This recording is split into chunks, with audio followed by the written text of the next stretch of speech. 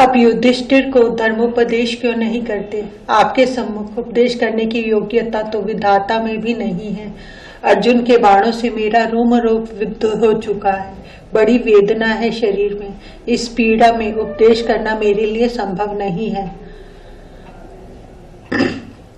शरशैया पर पड़े भीष्म पितामह ने श्री कृष्ण चंद्र से बड़ी दीनता से प्रार्थना की थी, क्योंकि श्याम सुंदर पांडवों को साथ लेकर उनके समीप पहुंचे थे। वे आज्ञा कर रहे थे कि पितामह धर्मराज को धर्मोपदेश करें, आपके शरीर की वेदना तत्काल दूर हो जाए। श्री कृष्ण ने संकल्प किया, जिनका संकल्प कोटि कोटि ब्रह्मांडों की सृष्टि एवं प्रलय करता है, उनका संकल्प। पितामह को लगा कि उनका पूरा शरीर शीतल हो गया, कहीं जलन नहीं, वेदना नहीं, कष्ट नहीं। शरीर शरों से छिदा पड़ा है, शरशैया पर वैसे ही पड़े हैं, किंतु लगता है कि पूरे देह में भली प्रकार चंदन का लेप अभी अभी किया गया है। चित्त की व्याकुलता लुप्त हो गई, स्वस्थ शांत निर्मल चित्त हो गया। दयाधाम भीष्म का कंठ भर आया। वे बोले, धर्म के परमाश्रय, मेरे शरीर की पीड़ा तथा चित्त की विकलता लुप्त हो गई। बुद्धि स्वस्थ है, किंतु आपके रहते मैं उपदेश करूं? पितामह, उपदेश तो आप ही करेंगे। पार्थ सारथी ने कहा, मेरा यश बहुत है लोक में। मेरी इच्छा है कि आपका यश भुवन में प्रसरित हो। आप धर्म के कितने बड़े मर्मज्ञ हैं, यह विश्व जान ले। आपकी आज्ञा। भीष्म को आज्ञा पालन करना पड़ा। मान्यतः स्वसुहृदाम वनमाली। श्याम का स्वभाव है अपने सुहृदों, अपने स्वजनों को सम्मान देते रहना। वैसे यह बहुत नटखट है। बड़ा गंभीर अवसर था जब इसने पितामह भीष्म के सामने स्वीकार किया, मैं आपको यशस्वी बनाना चाहता हूँ। एक तो पितामह बड़े बूढ़े, दूसरे शरशैया पर पड़े मरणासन, तीसरे युधिष्ठिर शोक विवश, चारों ओर युद्ध भूमि में बिखरे शवों के अवशेष, टूटे फूटे रथ तथा अस्त्र शस्त्र खंड। ऐसे वातावरण में चपलता की नहीं जा सकती थी। केवल यही एक बार गंभीर होकर कन्हई ने स्वीकार किया कि पितामह को यशस्वी बनाना चाहता है, अन्यथा यह स्वीकृति इसके स्वभाव में नहीं है। यह चप्पल सम्मान देगा और दिखलाएगा ऐसा कि स्वयं इसने कुछ किया नहीं है। जिसे सम्मान देगा वह तनिक भी अभिभूत न हो, ऐसा रूप बनाएगा। एक सखा ने कहा, कनु तो 7 दिन हाथ पर गिरिराज उठाए रहा। हाँ, मैं 7 तो क्या 70 दिन उठाए रह सकता। मोहन ने ताली बजाई और हंसा। क्यों सुबह, तू भद्र वरुतु, तुम सब पहले जैसे लकुटिया को बलपूर्वक टेके रहोगे ना? लीजिए, अब लगता है कि गोवर्धन सुबल बल वरुथप की लकुटियों पर टिका रहा था। गोप कुमार तो यही समझते हैं, क्योंकि उनका यह सुकुमार सखा कहीं पर्वत उठा सकता है। सखा तो बच्चे हैं, उल्टा सीधा तो समझा देते हैं ये गोपों को, गोपियों को।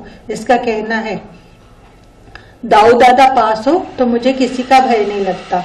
नंद बाबा, मैया यशोदा, सभी गोप गोपियां समझते हैं कि दाऊ वन में साथ रहता है तो कोई दैत्य दानव श्याम का कुछ नहीं बिगाड़ सकता। दाऊ वे तो बल है, उनकी शक्ति, उनका साहस, उनकी सुरक्षा में होने से ही सुकुमार कन्हई बड़े बड़े असुरों को खेल खेल में मार देता है।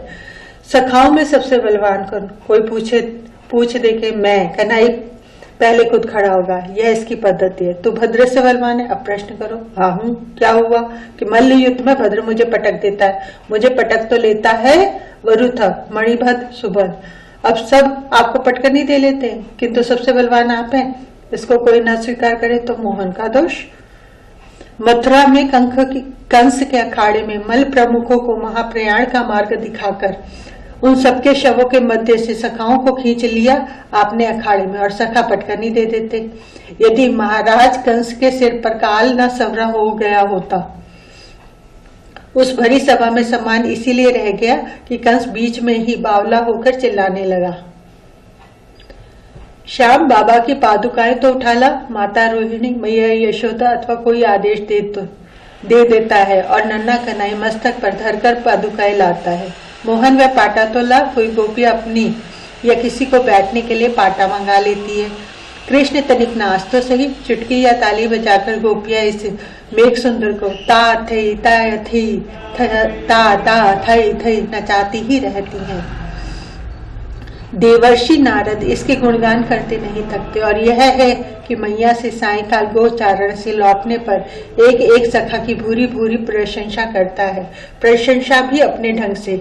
यह कहेगा, मैया तो इस सुबल को डांट तो सही, क्यों लाला, यह पक्का कृपण बन गया है। अरे सुबल कृपण बन रहा है तो मैया हंसकर ही पूछेगी कि वह जानती है कि उसके पुत्र के शब्दकोश में शब्दों के जो असाधारण अर्थ हैं उनका ज्ञान देवी हंस वाहिनी को भी नहीं हो सकता। हाँ मैया, भद्र, तोक, वरुथा ये सब के सब कृपण है। मैया ये तो सब जन्म से कृपण है। कृष्णचंद्र अपना स्पष्टीकरण करेगा।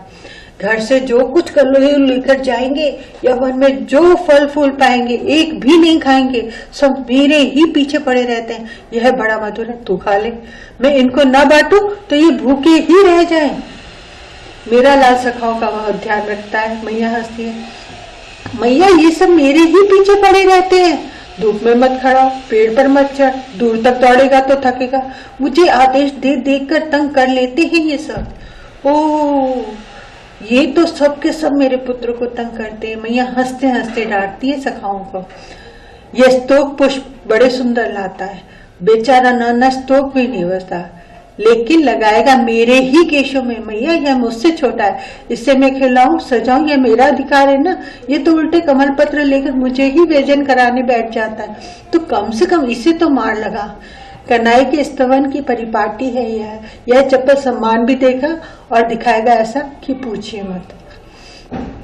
द्वारकानाथ, द्वारकाधीश के नाम से आप भले श्री कृष्णचंद्र को पहचानते हो और भले द्वारका की राजसभा में श्याम की सम्मति ही सर्वोपरि मानी जाती हो, किंतु यादव महाराज उग्रसेन हैं अपने हाथों कन्हई ने जिनको कारागार मुक्त किया, उनको सिंहासन पर अभिषिक्त करके यह उनके सम्मुख हाथ जोड़कर अत्यंत विनम्र खड़ा होता है और जब उनसे कुछ कहना होता है देव निवेदन है कहकर बोलता है, जैसी आज्ञा प्रभु। उग्रसेन के सम्मुख श्री कृष्णचंद्र कहते हैं, वे श्री कृष्ण जिनका आदेश पालन करने में समस्त लोकपाल अपना गौरव मानते हैं। धर्मराज युधिष्ठिर ने राजसूय यज्ञ किया और वे एक छत्र सम्राट हो गए। किसकी शक्ति है, किसकी अनुकंपा से यह हुआ। श्री कृष्ण सहायक न होते सचमुच धर्मराज राजसूय यज्ञ करने में सफल हो जाते। श्री कृष्ण नरेश नहीं है, वे राजसूय नहीं कर सकते थे। महाराज उग्रसेन तो राजसूय कर सकते थे।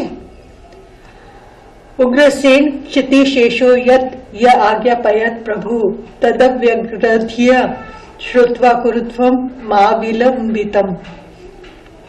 भीष्म बलराम जी ने भीष्म, द्रोण, कर्ण, दुर्योधन आदि सबसे कहा था, प्रभु सर्व समर्थ महाराज अधिराज उग्रसेन जी तुम लोगों को जो आज्ञा दे रहे हैं उसे स्थिर बुद्धि से सावधानी पूर्वक सुनकर उसका पालन करो।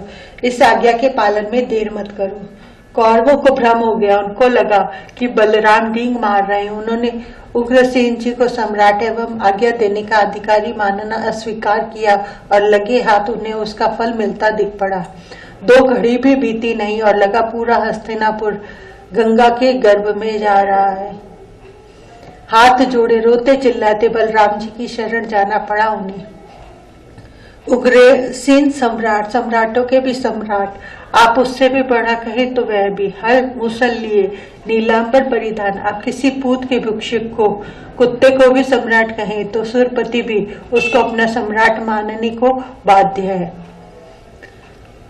उग्रसेन जी तो फिर भी यादव महाराज है, किंतु श्याम सुंदर हलधर का यह अनुज, इसने उग्रसेन जी को अपने कुल को सम्राट पद कहाँ दिया। इसने सम्राट पद दिया युधिष्ठिर को।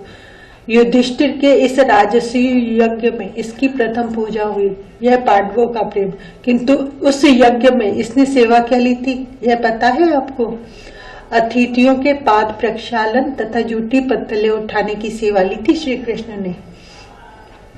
राजसूय यज्ञ में स्वजन कुछ न कुछ कार्य कर रहे थे। दानाध्यक्ष थे कर्ण। महाराजाधिराज को देश देश के नरेश उपहार भेंट करने लाए थे। उन उपहारों को स्वीकार करने का गौरवपूर्ण पद प्राप्त हुआ था दुर्योधन को। भोजनालय की व्यवस्था भीमसेन करते थे और श्री कृष्ण पैर धुलाते थे आगतों का तथा जूठी पत्तलें उठाते थे। महाभारत का युद्ध ही पांडव किसके बल पर जीत सके, किंतु श्री कृष्ण तो अर्जुन के सारथी थे। सारथी भी अधूरे नहीं पूरे। रथ के घोड़ों को वे युद्ध भूमि से लौटकर मलते थे, टहलाते थे, घोड़ों को घास दाने की व्यवस्था संभालते थे और रथ से पहले उतरकर अर्जुन को हाथ का सहारा देकर रथ से उतारते थे।